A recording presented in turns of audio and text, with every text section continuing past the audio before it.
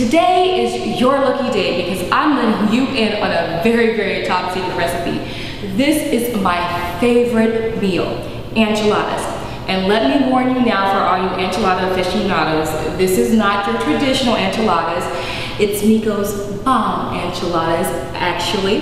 And what makes them so different is that I use nacho cheese, and actually I have some warming up here on the stove. Just one pan of nacho cheese. I put it here on the stove already, and I'm going to add a little, or a few things to it. First, I start off with about, I would say, a quarter cup of milk. You want to dilute it a little bit to make it a little bit smoother. After I add the milk, I'm going to add about a half cup of green chili sauce. You have that here. This adds a lot of flavor to the cheese. I love green chili sauce. I kind of use it on everything, whether it's Mexican, soul food, Chinese. Please don't tell anybody.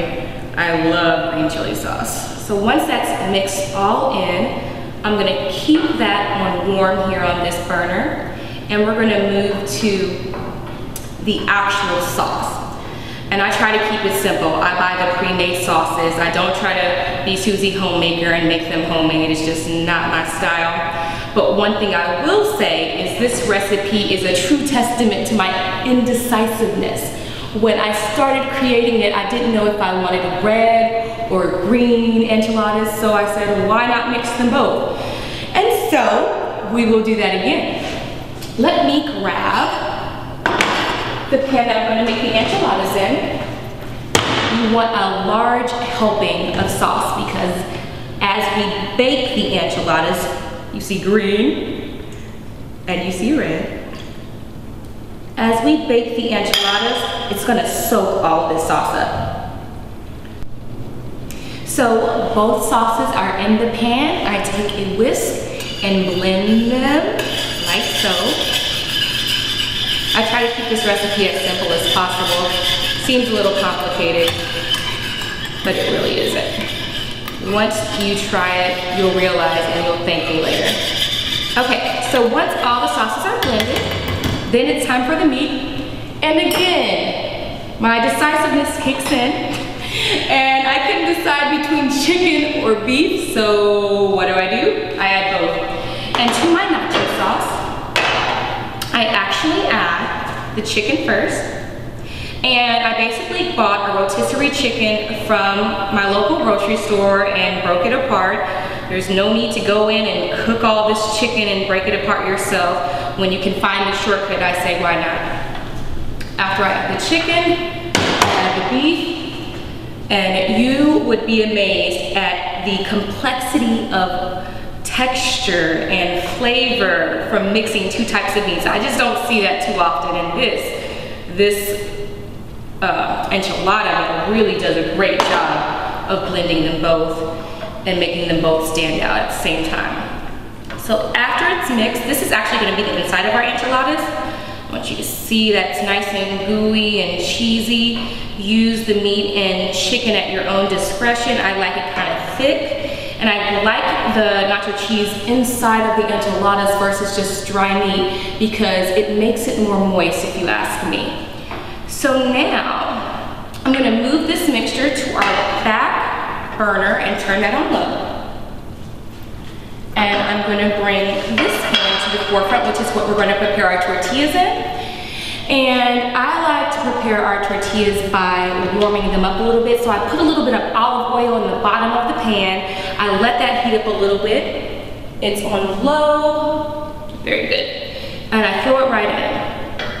The moisture of the oil kind of heats up the tortillas and makes them more flexible so that when you're folding them, they don't fall apart. They stay on for a few seconds each. And then I also like to have a pan ready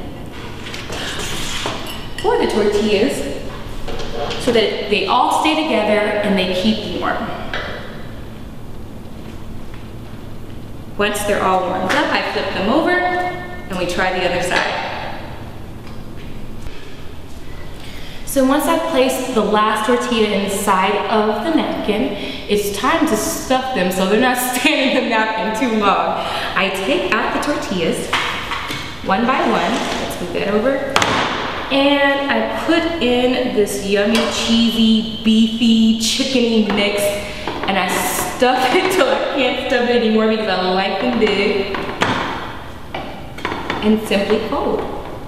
After I fold it, place it inside the sauce, and you see how it kind of saturates, the sauce saturates the tortilla. It's actually going to saturate even more once it gets in the oven and soak up all that flavor on the outside, so it's going to be as flavorful on the outside as it is on the inside. And you do that until the pan is full. So once we have wrapped and stuffed and plated all of our yummy, cheesy, beefy enchiladas, what you do next is you add your sauce to the top. I've already pre-mixed some green and red sauce for the top. Same philosophy. And just add more. More is better in this case. Ooh, that looks really good. I like to spread it around to make it all even. After I do that, we grab cheese and crema, or sour cream, which is right here. And we spread that across as well. Just dollop it all through here.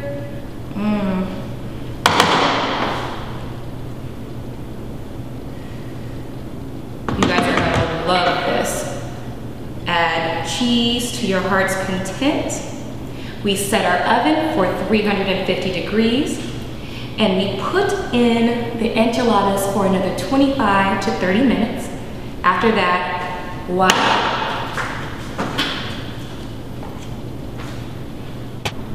Okay, so 30 minutes later, we finally have finished enchiladas. These things are amazing, let me tell you. Pull them out of the oven. Ooh, nice and cheesy, all melted on top. That looks beautiful. You see that? So good. Okay, so what I'm gonna do is put a big hunking piece of these enchiladas on this plate so that I can start eating. I wish you could taste them, but I will enjoy it for you. How do I start? All right, I want the best looking one. How about right there? Ooh, and the sauce is nice and thick. It's sticking up for the heat in the oven. I need 2 hands. These are so firm.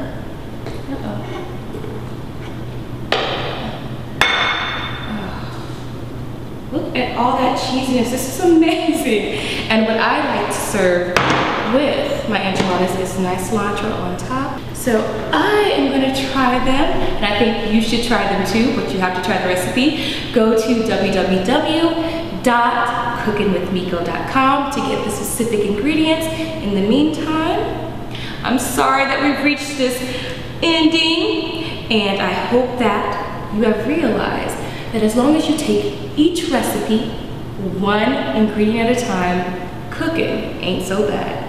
Bye.